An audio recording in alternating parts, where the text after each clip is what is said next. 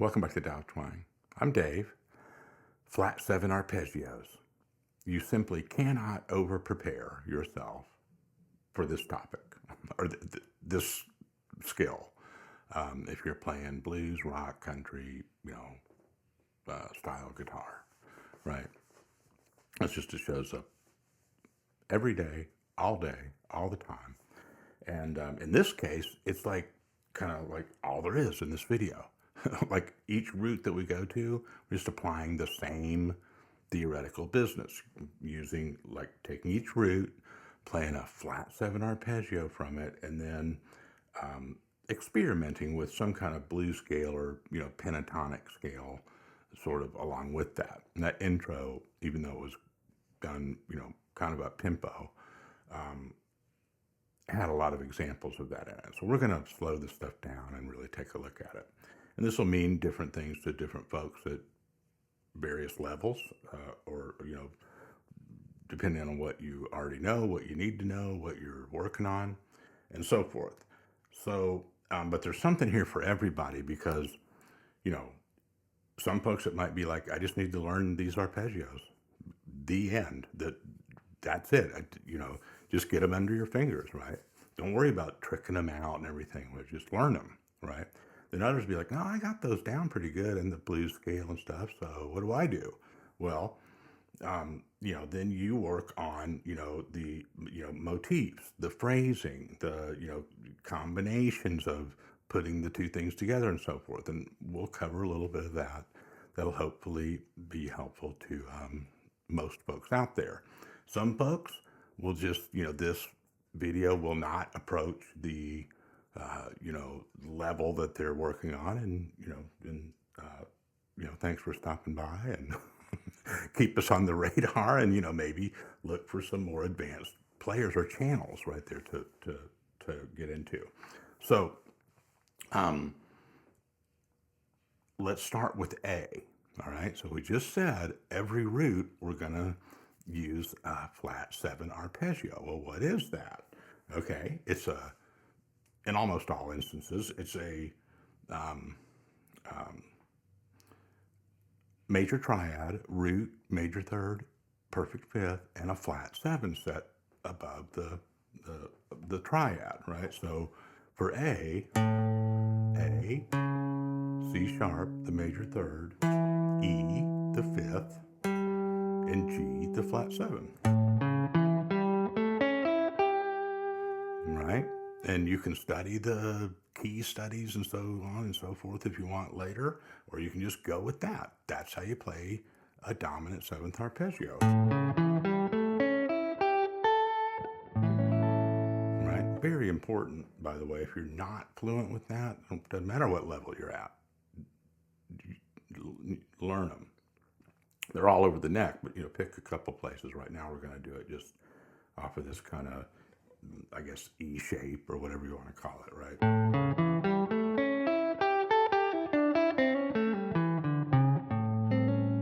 Now, right off the bat there, it's like, oh, wait a second. That wasn't just an arpeggio. It was going up, but going down, what was going on there? Well, most of us are pretty familiar with the minor pentatonic scale or the blues scale. That's all that is.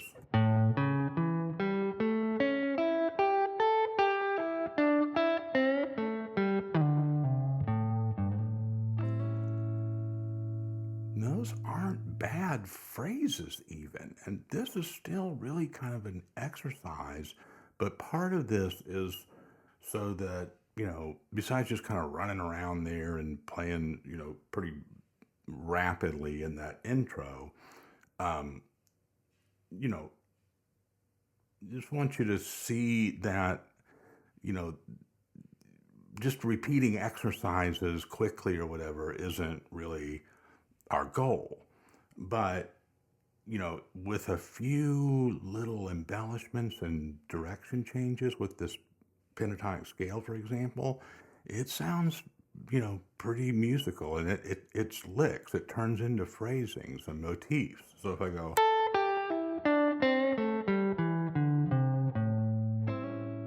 even that has it just went straight down the scale. Even that has a little bit of hesitation here and there. It's spoken. It's not just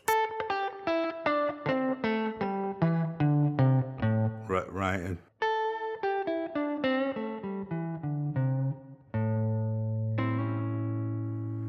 so, not going to spend a lot of time right here, but just if this is where you are, tap in. Start listening to the notes you play and making them matter. It might just be that simple for a lot of folks out there. I work with a lot of people one-on-one. This happens all the time. People come in, they've got tons of skills. They know all kinds of stuff. They've practiced it for years. Thing that's missing, and the thing that's also an instant game changer for a lot of them, is just making every one of those notes matter. But it's hard sometimes to get folks to talk them into slowing down, to get them to buy into this.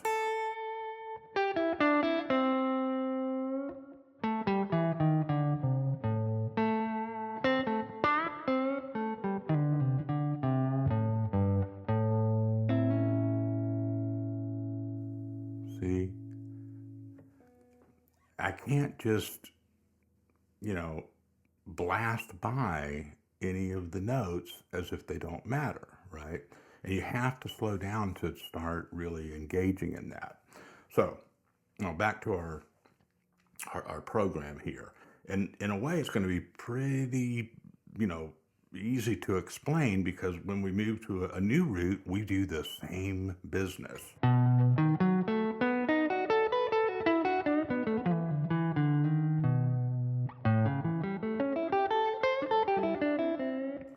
Okay, so I went A7, I moved it up to B7, same stuff.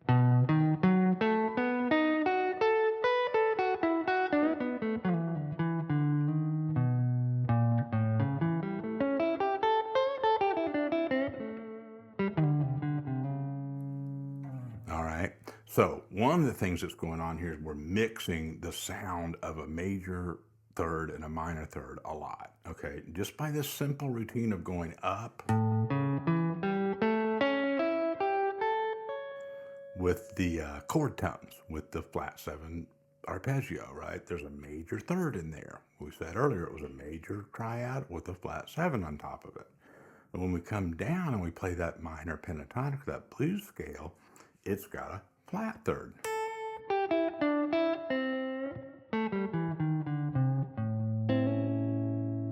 So see, that's a good sound.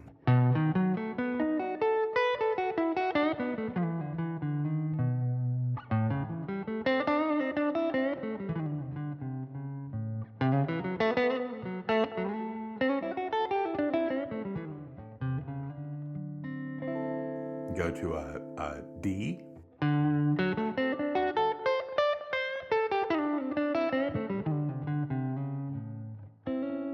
Okay, now on the way down from that D, what did I do? I kind of went back to an A blues scale or minor pentatonic, right? Because it had that kind of feeling of like in blues, like going up to the D, then back down to the A. But not in any really scientific way. I just let my ear kind of sort that out, right? I could have stayed more in the D, stricter assignment of the D route the whole time.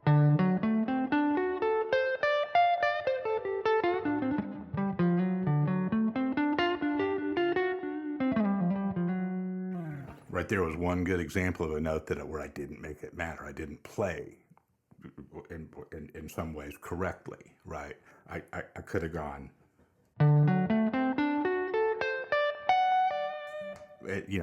if I was going to use this bluesier sound, this flat third, I should have put an embellishment on it.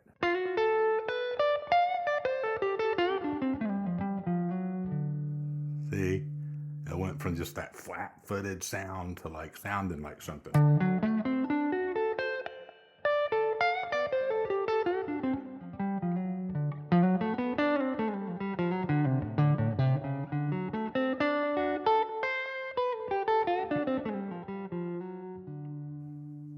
Okay, now I'm changing positions here, but I'm playing the same notes as if I was still up there using that original shape that we used down here for the A and the B, okay?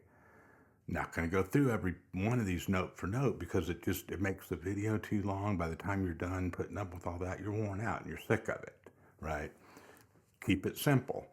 Arpeggio for everyone. Blues scale going down.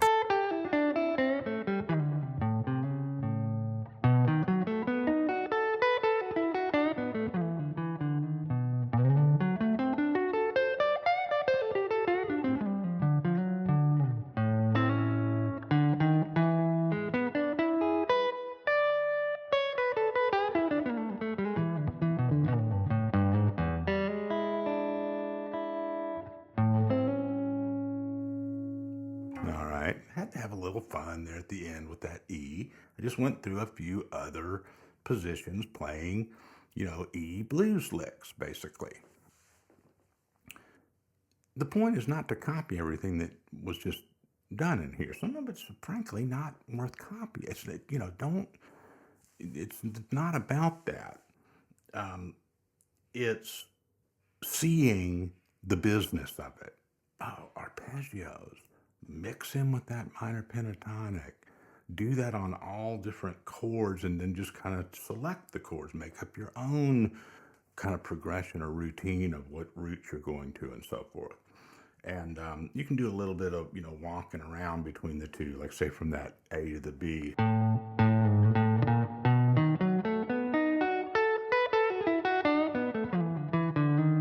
I think when I went to the D, I went.